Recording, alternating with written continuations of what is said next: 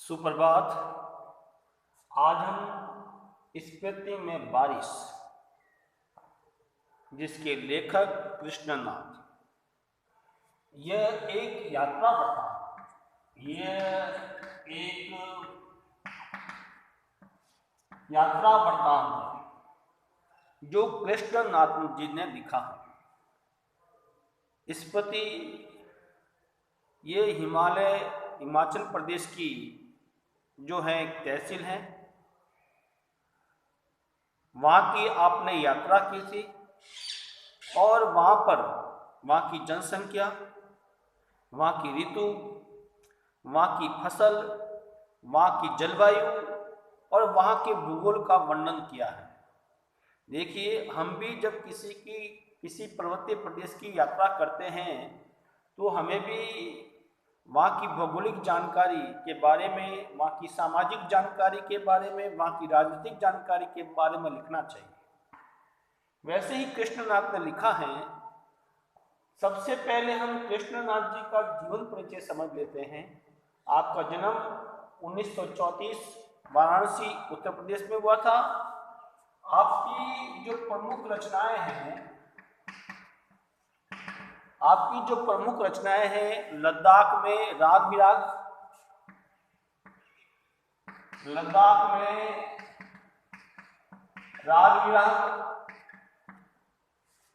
एक किन्नर धर्मलोक,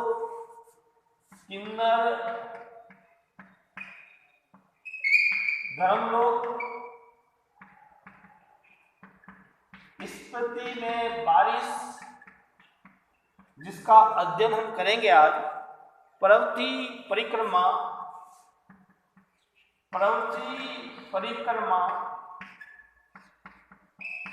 हिमालय यात्रा, ये भी आपका है, अरुणाचल यात्रा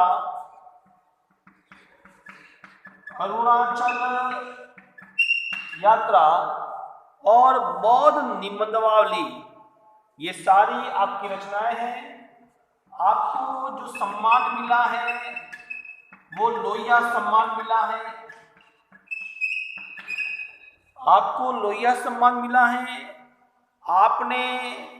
आप जो है साहित्यिक पत्रिका के संपादन मंडल से भी जुड़े हुए हैं, जिस पत्रिका का नाम है कल्पना, और आपने अंग्रेजी की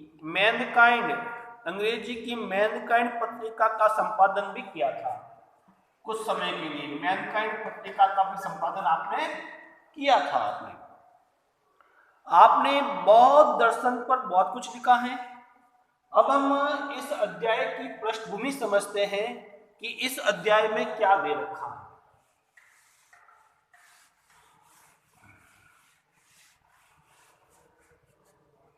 देखिए, ये एक यात्रा वृत्तांत है। स्मृति का अर्थ होता है मध्यम। क्या होता है?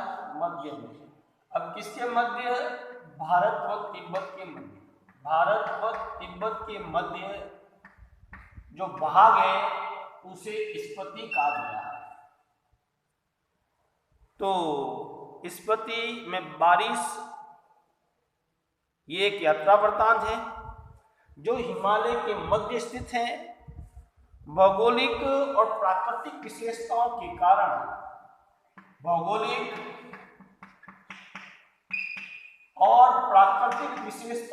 कारण यह अन्य स्थलों से भिन्न है। यानी कि वहाँ का जीवन जो है कठिनाई भरा है, वहाँ दुर्गम रास्ते हैं।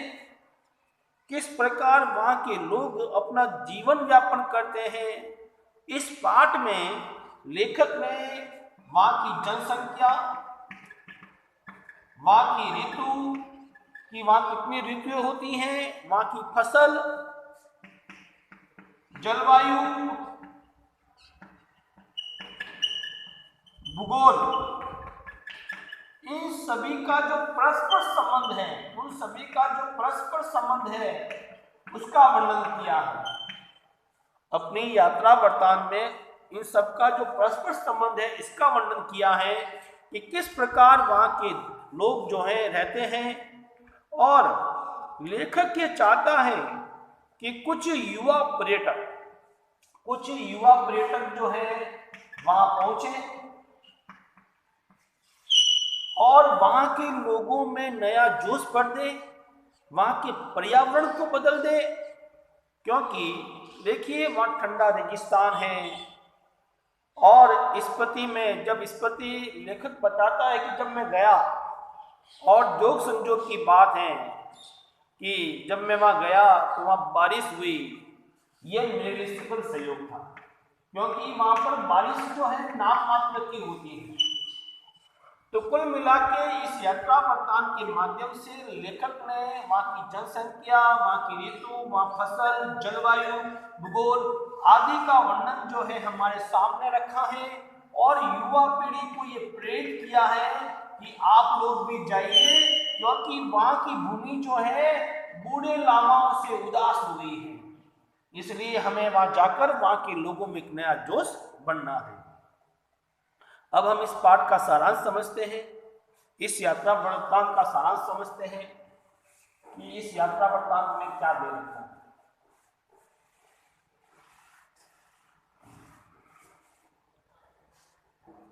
देखिए हिमाचल प्रदेश ये भारत का राज्य है। वहां पर लाहौल स्पीति नाम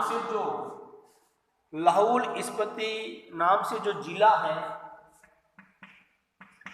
उस जिले की तहसील जो है स्पीति है। और स्पीति जो है हिमालय के मध्य स्थित है।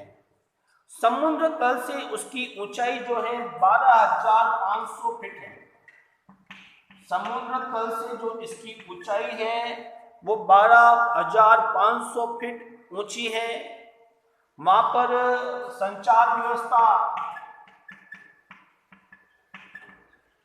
पहले जो थी वो नाम मात्र की थी, यानी पहले लोग जो है संचार व्यवस्था में वायरलेस के माध्यम से बातचीत करते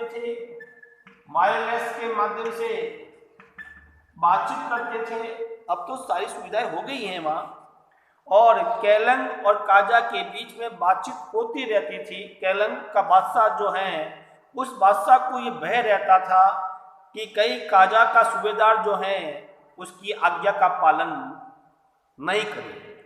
और वहाँ पर उस समय जब कुछ संदेश भेजना था तो देखिए वसंत ऋतु में 170 मील जाना केलंग से बहुत कठिन कार्य था और शीत में तो असंभव था। स्पीति जो है हमेशा स्वतंत्र रहा है। क्यों रहा है? इसका सबसे बड़ा कारण है वहां का भूगोल। वहां का भूगोल जो है उसको सुरक्षा प्रदान करता है और वहां का भूगोल ही उसका सहार करता है, उसको नष्ट करता है। देखिए स्पीति जो है हमेशा स्वतंत्र रहा है। वहां पर न तो लद्दाख मंडल का शासन चला, जब लद्दाख मंडल बना तब भी स्वतंत्र था, जब कश्मीर मंडल बना तब भी स्वतंत्र था, जब कुल्लू मंडल बना तब भी स्वतंत्र था, जब ब्रिटिश मंडल बना तब भी वो स्वतंत्र था। और स्पीति तक जो है किसी राजा को अगर संदेश पहुंचाना होता था तो उस समय एक हरकारा बोलते हैं संदेशवाहक को, उसको भेजा जाता था और जाते जाते वसंत बीत जाता था। और ये स्पीति जो है लोगों का मानना है कि जोरावर सिंह से तंग आकर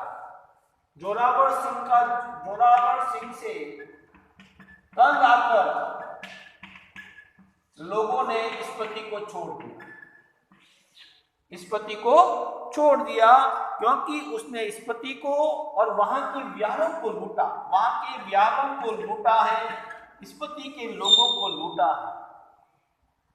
इस कारण से वहां की जनसंख्या उस समय कम थी। और अब हम बात करते हैं स्पति की जनसंख्या की। दूसरी बात करते हैं हम स्पति की जनसंख्या की।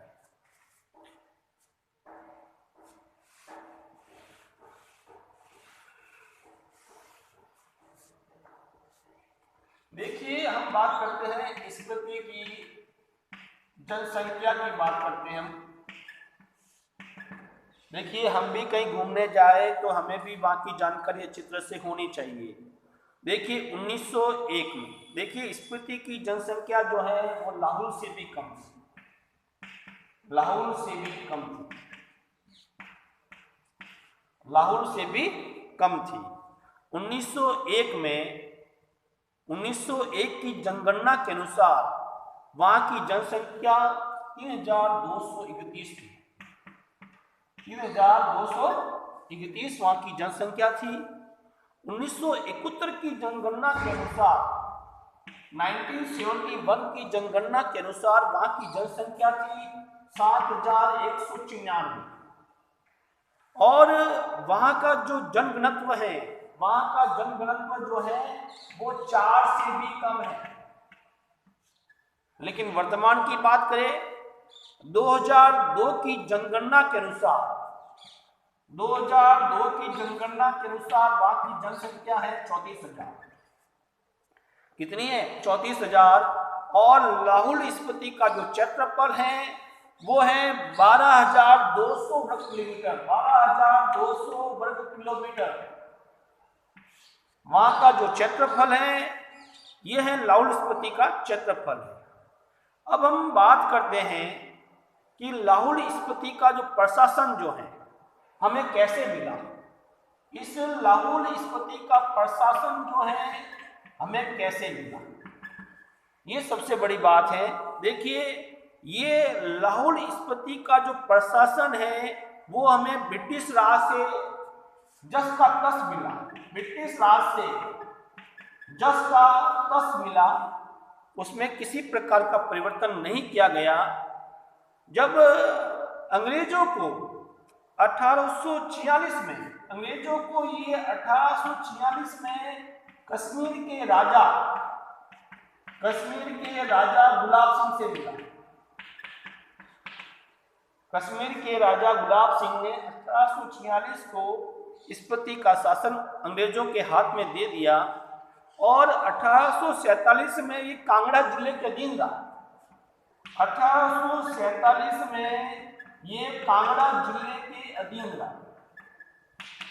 कांगड़ा जिले के अधीन रहा स्पति। और लद्दाख मंडल के समय स्पति का शासन, जब लद्दाख मंडल बना तो उस समय स्पति का शासन जो है नौनों के हाथ में था। नौनो वहां का राजा, एक राजा नियुक्त होता है, नौनों के हाथ में था, स्थानीय शासन के हाथ में था। स्पति के लोग इसे अपना राजा मानते थे। 1873 में स्पति रेगुलेशन एक्ट पास हुआ। रेगुलेशन एक्ट पास हुआ 1873 में और लाहौल और स्पति को विशेष दर्जा दिया गया। लाहौल और स्पति को एक विशेष राज्य, विशेष क्षेत्र का दर्जा दिया गया।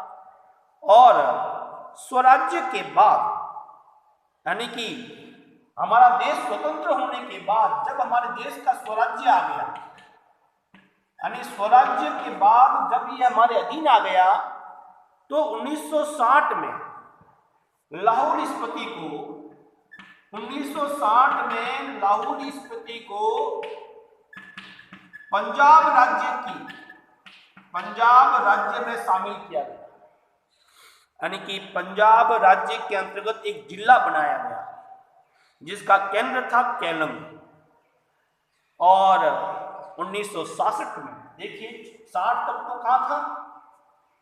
पंजाब तक। फिर 1966 में 1966 में हिमाचल प्रदेश बना 1966 में हिमाचल प्रदेश बना 1966 में, तो लाहौल स्पीति उत्तरी छोर का जिला बना। तो लाहौल स्पीति जो है हिमाचल प्रदेश का एक जिला बना और उसी जिले में एक तहसील है जिसका नाम है स्पीति। स्पीति की हम बात करें, उसकी अक्षांश व देशांतर रेखा की बात करें, देखिए अगर हम स्पीति 1966 में जो है हिमाचल प्रदेश का जो जिला बना, उस समय हम उसकी अक्षांश व देशांतर पूर्व की बात करें तो 31.42 और 32.59 उत्तरी अक्षांश और 77.26 और 78.42 पूर्व देशांतर के मध्य स्थित है। पूर्व देशांतर के मध्य स्थित हैं। स्पीति के चारों ओर ऊंचे ऊंचे पहाड़ हैं, ऊंचे ऊंचे पहाड़। ये चारों तरफ से पहाड़ों से घिरा हुआ है स्पीति। इसकी औसत ऊंचाई, उन पहाड़ों की जो औसत ऊंचाई है वो 18,000 फीट, वो 18,000 फीट है। स्पीति में एक नदी भी बहती है जिसका नाम है स्पीति नदी। स्पीति नदी बहती है। अब लेखक के मन में आता है कि वहां के लोग, वहां कम लोग क्यों रहते हैं, वहां कम लोग क्यों रहते हैं, कैसे रहते हैं। ये लेखक के लिए आश्चर्य का विषय है। ये आश्चर्य का विषय है कि इतनी दुर्गम स्थिति होने के बावजूद भी वहां लोग रहते कैसे हैं, और 8 से 9 महीने तक दुनिया से कटे रहते हैं। वहां के लोग 8 से 9 महीने जो है दुनिया से कटे रहते हैं। भयंकर ठंड में वो लोग जो है रहते हैं। अब हम बात करते हैं, और सबसे बड़ी बात यह है कि वहां पर फसल भी ये लोग एक ही उगाते हैं। इतनी दुर्गम स्थिति है कि वहां पर लोग फसल भी जो है एक ही उगाते हैं। इतनी भयंकर ठंड पड़ती है, वहां लकड़ियां नहीं है, ऊंचे ऊंचे पहाड़ नंगे और वीरान है, वहां लकड़ियां नहीं है। शायद ये लोग धर्म की रक्षा के लिए रहते हैं। लेखक का मानना है कि शायद ये लोग धर्म की रक्षा के लिए रहते हैं, मातृभूमि के प्रति प्रेम के कारण रहते हैं। किस कारण रहते हैं, और शायद ये मजबूरी में रहते हैं। ये लेखक के मन में सारे प्रश्न उठते हैं कि ये लोग क्यों रहते हैं, क्या कारण है। क्योंकि स्पीति के पहाड़ नंगे हैं। स्पीति के जो पहाड़ हैं नंगे हैं, भव्य हैं, नंगे हैं, भव्य हैं। वहां नर नारियों का आर्तनाद सुनाई देता है, वहां नर नारियों का आर्तनाद सुनाई देता है, आवाज सुनाई देती है।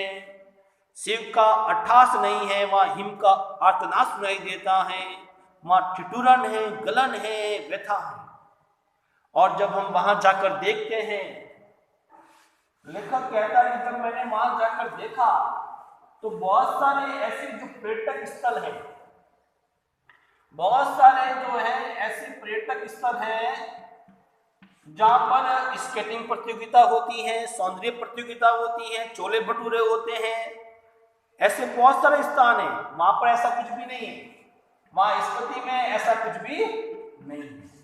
न तो वहां कोई स्केटिंग होती है, न कोई सौंदर्य प्रतियोगिता होती है, न कोई आइसक्रीम है, न कोई छोले भटूरे, कुछ भी नहीं है। यानी कि समुद्र तल से स्पीति की औसत ऊंचाई लगभग 13,000 फीट है। यानी समुद्र तल से इसकी जो ऊंचाई है वो 13,000 फीट स्पीति की। ये हालात है। और स्पीति के दक्षिण में, स्पीति के दक्षिण में जो पर्वत हैं उनके नाम जो है माने श्रेणी के नाम से हैं। क्योंकि वहां पर बौद्ध धर्म के अनुयायी अधिक रहते हैं और बौद्ध धर्म के लोग जो है माने मंत्र को मानते हैं, इसलिए माने श्रेणी जो है उस श्रृंखला का नाम है। बौद्धों का माने मंत्र के नाम से ओम मणिम पदम हुम एक बीज मंत्र है जिससे करुणा की उत्पत्ति होती है। और माने श्रेणी की ऊंचाई सब जगह अलग अलग है, कहीं 17,000 है, कहीं 14,000 है, तो कहीं 13,000 है। इन माने श्रेणियों की जो ऊंचाई है, जहाँ पर बहुत सारे जो है बूढ़े बौद्ध भिक्षु रहते हैं, तभी तो लेखक ने कहा है कि इन बूढ़े लामाओं के जाप से वहाँ की माने श्रेणी जो है उदास हो गई है, इसलिए युवा पीढ़ी को जाकर वहाँ उनमें नया जोश जगाना है। लेखक कहता है कि मैं ऊंचाई के होड़ में नहीं हूँ, मैं इस ऊंचाई के होड़ में नहीं हूँ, ऊंचाई से होड़ करना मृत्यु को दावत देना है। ऊंचाई से होड़ करना मृत्यु को दावत देना है। लेखक कहता है कि ऊंचाई से अगर मैं होड़ करूं तो मृत्यु को दावत देना है।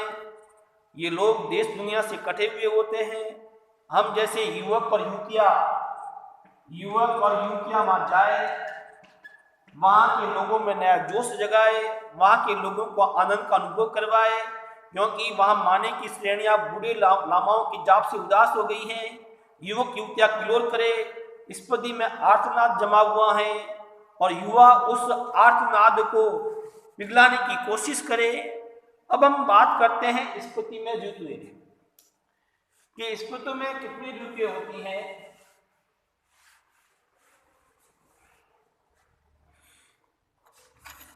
अब बात करते हैं स्पति में ऋतु। देखिए वहां पर 2 ऋतुएं होती है, हमारे यहाँ 6 होती है। जून से सितंबर तक अल्पकालीन बसंत ऋतु, जून से सितंबर तक अल्पकालिक बसंत ऋतु होती है।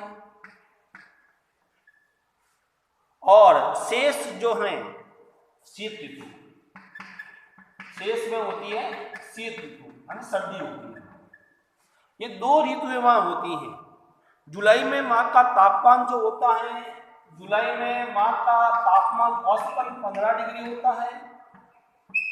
जनवरी में वहां का तापमान जो होता है औसतन 8 डिग्री होता है। वसंत में दिन थोड़ा सा गर्म होता है, रात ठंडी होती है।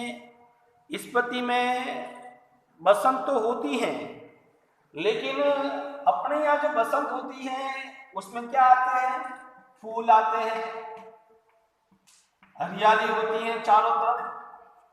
लेकिन वहां पर ऐसा कुछ भी नहीं होता, न फूल आते हैं न हरियाली होती है। एक नाम की वसंत ऋतु होती है वहां पर, न फूल है न हरियाली है न गंध है। दिसंबर में वहां बर्फ पड़ती है, दिसंबर में वहां बर्फ पड़ती है जो अप्रैल मई तक चलती रहती है, जो अप्रैल मई तक की दृश्य चलता रहता है स्पति में।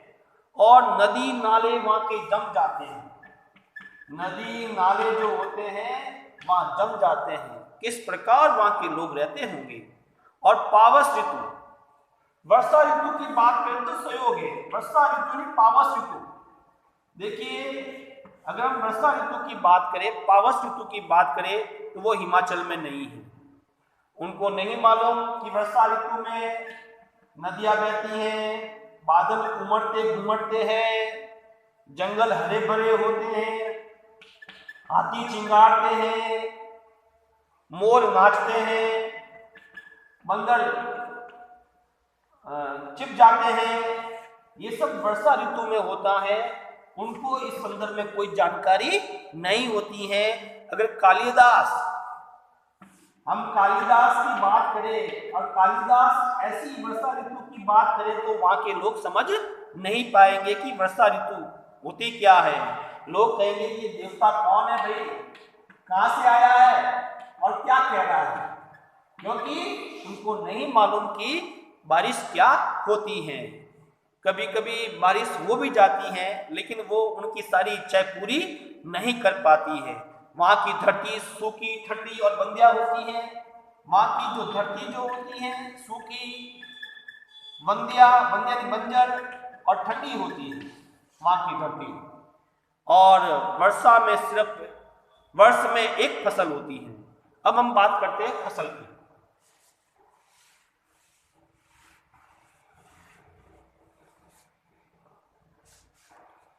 अब हम बात करते हैं फसल की। देखिए वहां एक फसल होती है, उनमें से भी देखिए जौ,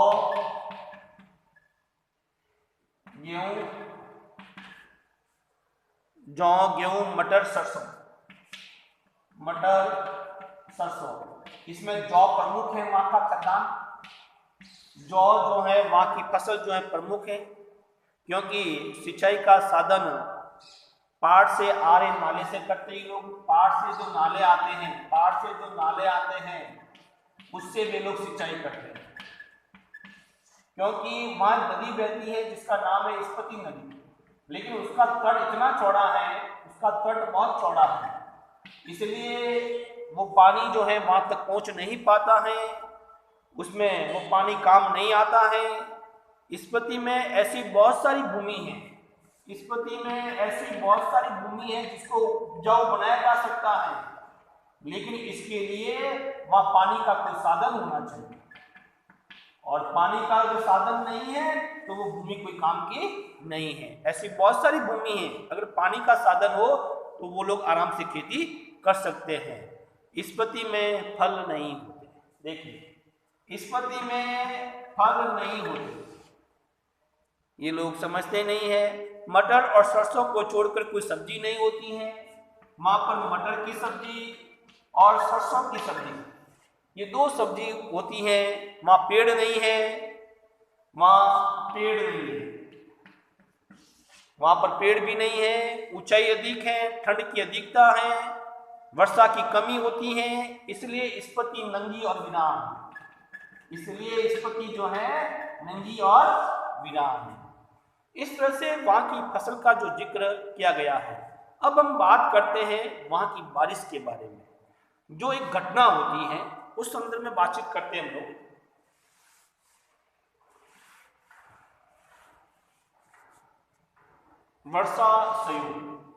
वर्षा एक घटना के रूप में, इसको हो भी जाए भाग्यशाली है, एक घटना के रूप में लेते ही लोग।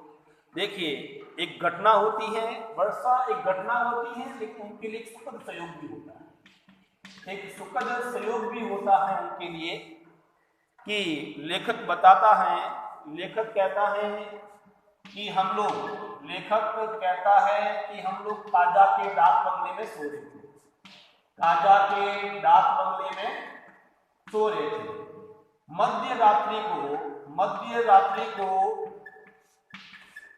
मध्य रात्रि को खिड़की से कुछ आवाज आ रही थी, खिड़की से कोई खड़क रहा था। लेखक ने देखा कि रात को खिड़की कौन बजा रहा है। जब लेखक ने दरवाजा खोला तो जोर से हवा आ रही थी। हवा आ रही थी, और बारिश जो है तेज हवा के साथ गिर रही थी। तेज हवा के साथ हल्की की बारिश हो रही थी। अब लेखक ने तुरंत दरवाजा बंद किया, अंदर बैठ गया, और ऐसा लग रहा था जैसे नगाड़ों की थाप सुनाई दे रही, और महाशंख की ध्वनि घाटी में गूंज रही हो। महाशंख की ध्वनि घाटी में गूंज रही थी, क्योंकि टपाटप बारिश की आवाज आ रही थी। उस समय स्पति की घाटी में बारिश हो रही थी, और कमरे में ठंड बढ़ गई थी। लेखक के कमरे में ठंड बढ़ गई थी, और लेखक जो है दुबक के सो गया। जब लेखक सुबह उठा और सुबह उठकर चाय पीते पीते सुना वहां के लोगों के मुंह से क्या सुना कि रात को बारिश हुई। रात को क्या हुई? बारिश हुई, जो एक सुखद संयोग है। यानी कि वहाँ के लोगों के लिए एक सुखद संयोग था। तो वहाँ के लोगों ने कहा कि भाई आपकी यात्रा शुभ है, आप यहाँ आए, आपकी यात्रा शुभ है, आप आए तो हमारे यहाँ बारिश हुई, क्योंकि स्पति में बहुत दिनों बाद बारिश हुई, क्योंकि स्पति में बहुत दिनों बाद बारिश हुई, बहुत दिनों बाद बारिश हुई। इस तरह से ये यात्रा वृत्तांत ये समाप्त होता है। इस यात्रा वृत्तांत के माध्यम से लेखक ने युवा पीढ़ी को प्रेरित किया है कि युवा पीढ़ी जब भी किसी यात्रा पर जाए वो घूमने फिरने पर ध्यान नहीं दे, वहाँ की सभ्यता, वहाँ की संस्कृति, वहाँ के लोगों का रहन सहन, खान पान, वहाँ की भौगोलिक जानकारी को समझे, वहाँ के लोगों की समस्या को दूर करने का प्रयास करें। जिस प्रकार लेखक ने स्पति की यात्रा करने के बाद वहाँ की जलवायु को समझा और उसको हमारे सामने रखा, और हम जैसी युवा पीढ़ी अगर वहाँ पर जाएगी तो वहाँ पर पर्यटक को बढ़ावा मिलेगा, वहाँ के लोगों को रोजगार मिलेगा, लेकिन हमें किसी प्रकार का वहाँ प्रदूषण नहीं फैलाना है, ये हमें कोशिश करनी चाहिए। ये पाठ यही समाप्त होता है। हम अगले वीडियो में इस अध्याय से संबंधित अभ्यास प्रश्न समझेंगे। धन्यवाद।